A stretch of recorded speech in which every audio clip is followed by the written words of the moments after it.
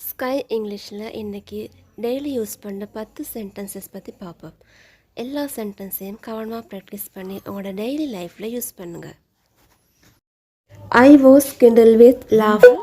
எனக்கு சிரிப்பு பொங்கியது. என்னால் சிரிப்பை அடக்க முடியவில்லை. இந்த அர்த்தங்களை இந்த சென்டென்ஸை சொல்லலாம். I was Kindle with laugh. You convey my situation to him. You convey my situation to him. நீ என்ற நிலைமையை அவனுக்கு எடுத்து சொல்லு. என்ற நிலைமையை அவன்கிட்ட விளக்கி சொல். ஸோ இதை இங்கிலீஷில் சொல்லலாம். You convey my situation to him.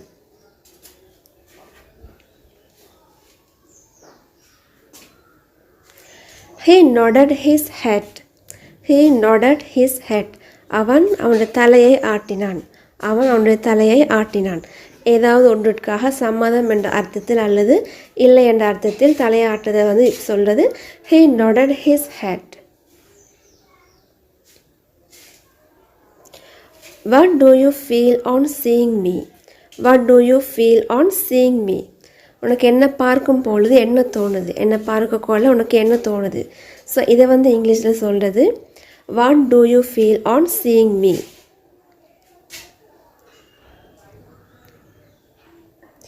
I have never used a mobile phone. I have never used a mobile phone. அப்படின்னு சொன்னா நான் மொபைல் ஃபோன் யூஸ் பண்ணதே கிடையாது.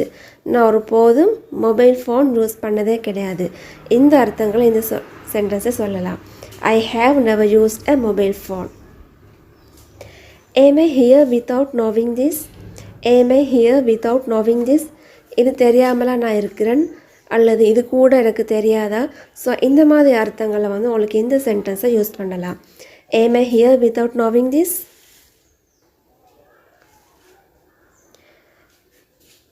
அடுத்த சென்டென்ஸ் பாருங்கள். How dare you speak to her like that? How dare you speak to her like that? அவகிட்ட அப்படி பேச உனக்கு என்ன தைரியம்? அந்த மாதிரி அவகிட்ட பேச உனக்கு என்ன தைரியம்? ஸோ இதை இங்கிலீஷில் சொல்கிறது. How dare you speak to her like that?